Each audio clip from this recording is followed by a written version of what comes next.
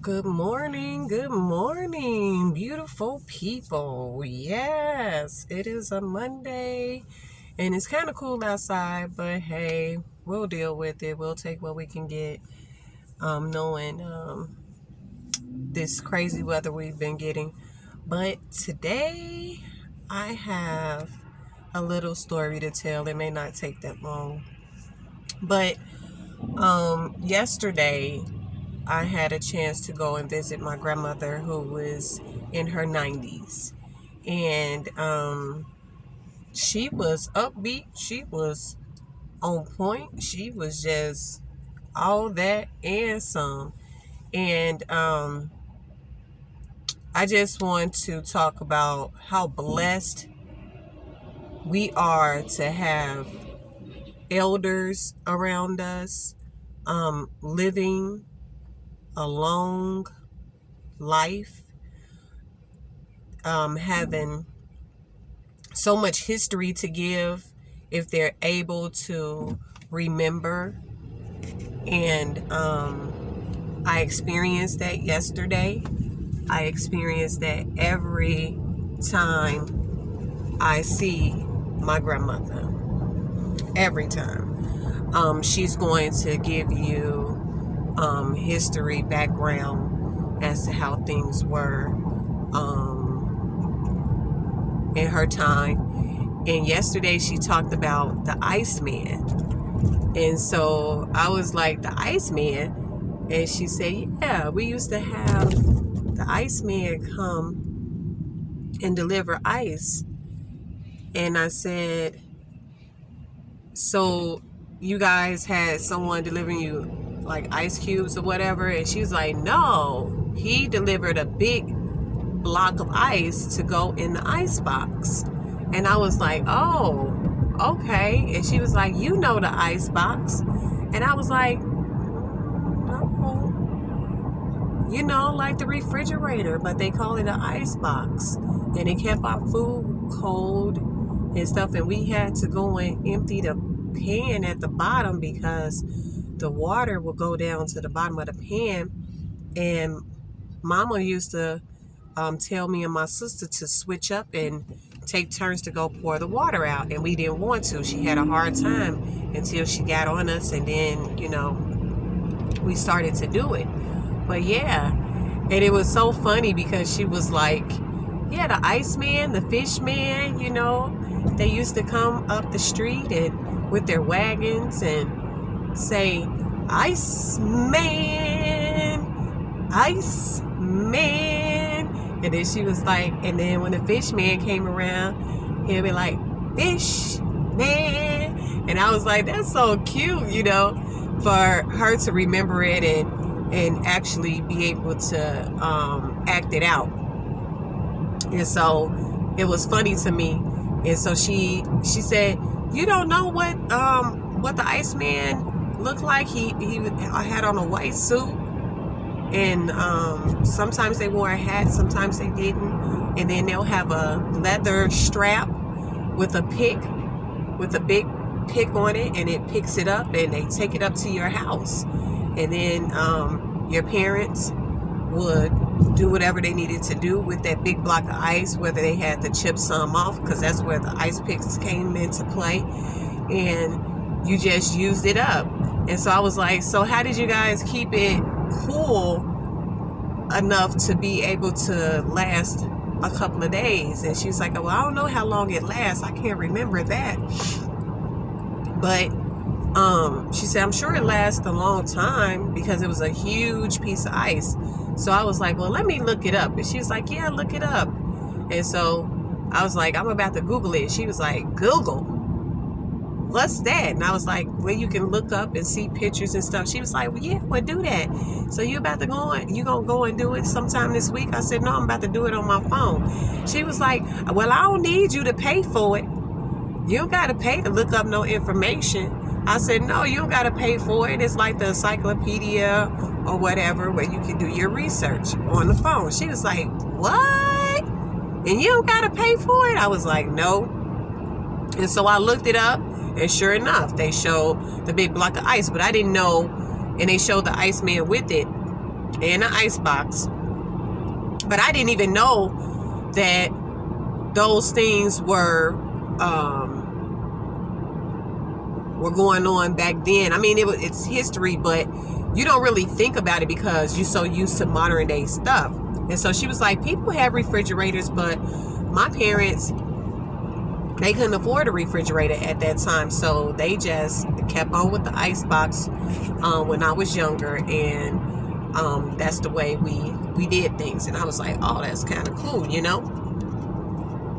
And so we're talking, and she said it was a lot of things that we didn't have back in when I was little, and now you guys have it. And she said the television didn't come until the 50s, I think she said. And she said, and I used to go into my sister's house and watch television because I didn't have a television. She had one. And I was like, wow. She was like, and then she said that if you lived up here in the north and you have family members in the south, they will send you food. They will send you eggs. They will send you butter and stuff, and they'll mail it to you, secure it in something, mail it to you, and then you'll have more food to last you for the rest of the year or winter or something like that. It just depends on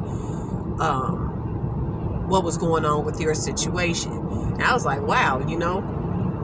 And she said, I can remember a lot from back when I was younger, but I can't remember from today to tomorrow. So if you know someone and they're in their 90s and their 80s and their 70s, get that history. Get that history. You're gonna find out a lot. And it's like you hearing a story for the first time. Even though you've heard it in school or you've heard it around the way, but when you actually sit down with someone and know their experience and hear their experience and receive that wisdom that they had, how they survived, you'll be like, dang, we got it good. We got it really good because we didn't really have to struggle as much because they paved that way. They bared that cross. And so, well, they carried that cross for us so that we could be able to enjoy the modern day things. So get that history. You know, I be telling my kids stuff, you know, they'll ask questions about, you know, what I was doing when I was a kid, and they like, what? Are you serious? You guys didn't have computers? You guys didn't have cell phones? Are you serious right now? And they crack up when you say landline. They crack up when you say that you had one TV. They look at you funny and be like, wow, how could y'all watch those the movies back in the day? It's fuzzy. It got a lot of white stuff in it. And I'm like, snow? Oh, that's the bomb. So when I watch old pictures, they can't even sit there for 5 minutes to watch the movie because they like, this is generic. This is not, no, this is generic. I can't watch that because their eyes is more,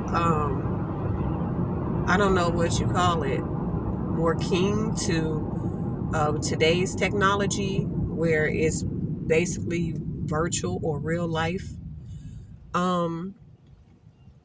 So just think about those things, you know. I do every time I go to my grandmother's house. It's a blessing to sit there and have a conversation with her, and I can talk to her for hours. So don't they have a song out there called Hours and Hours? I could talk to my grandmother for hours and hours and just get a laugh and get educated and get wisdom and get all these things that you need. You yearn for, and it's good food. It's really good food because it's like, man, I can't even describe the words. It's just amazing the things that they went through. And here it is. We're looking like we can't go through the little bit of problems that we have or situations that we have. We can't get over it. But it's amazing. And I just wanted to share that with you guys. I just wanted to put that out there. If you know anyone from their 50s to their 90s, hold them near and dear. Adopt them if you can, as your grandparent, auntie, uncle, or something like that, mother, father, and get that history, because, honey, it's a gem. It's a gem. And it's rare. It's rare nowadays. And then even if you have someone from 50 to 70, get that history. I talk to my parents and they tell me things. You know, you get a little bit of information every time you talk to an elder. You get a little more information. You hear the story, some repeated stories, but you get a little bit more each and every time you talk to that person. You get a little bit more information, and you just be like, wow. You be blown away because you wasn't expecting all of this, and then you looking at your situation and you looking at theirs and you're like, what? Wow, that happened, man. And then you start to be like, man, I'm fortunate. Or you may be like, man, I couldn't survive those days, because I was saying I wouldn't be able to survive those days, because I would have been disobedient. I would have been hung or whatever, because I couldn't go. I would have been like, I ain't about to do all that. I ain't about to go do this and do that. My mom like, oh, you would have did it. And I'm like, I would have been one of those people that was rebellious, because some of that stuff was crazy. You know, some of that stuff wasn't even right. And it's just like, man, y'all went through that. And it wasn't just black people. It was like different nationalities that was going through that. It's just that they don't talk about it, you know. And the ones that we think was on top, they was in misery too. You know, the what they call white folk back then. They were going through something too, even though they were on top. They were not able to have children. They were having marital problems. You know, they were struggling. They were in situations that we were in, not forced to do anything. But for what they did to people, the bad things they did, they was having their issues too.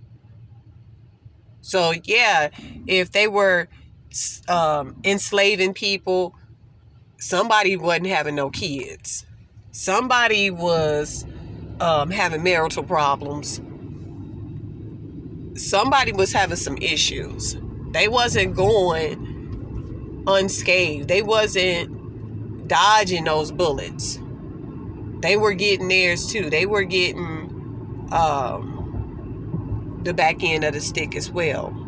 It seemed like it was all gravy and all good, but it wasn't for them. Because if you look at it, if you're in a household and you have a maid or whatever, or a slave, and you have the slave doing everything for you, you don't know how to cook, you don't know how to clean, you don't know how to hold no household down, that's not a good thing. The situation where someone was physically harmed, your mate wasn't coming into you and giving you children. Some of them couldn't have children. So you got to look at those things. They wasn't coming out squeaky clean. They was having their issues too.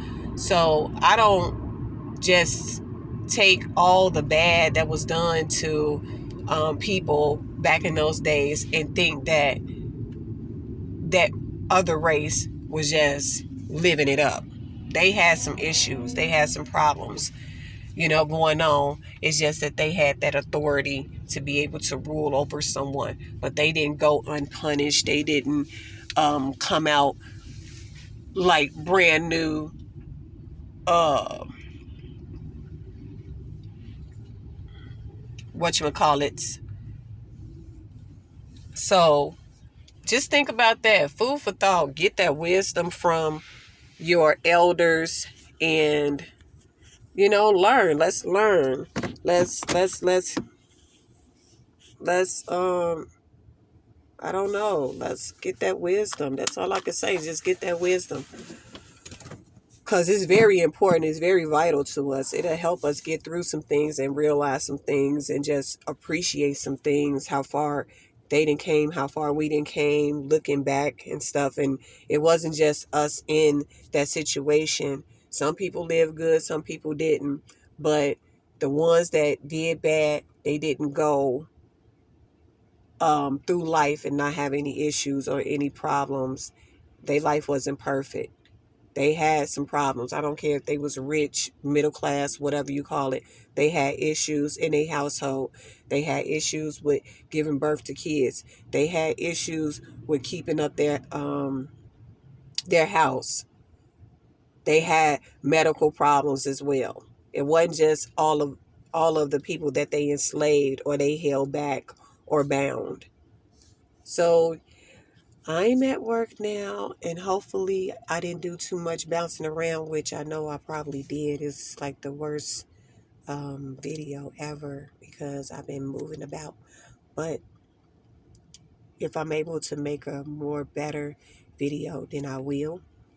But at this point, I don't know. So you guys have a lovely day, a blessed day. It's beautiful outside and hopefully get nicer. And I'll be talking to you guys soon. Blessings. Bye.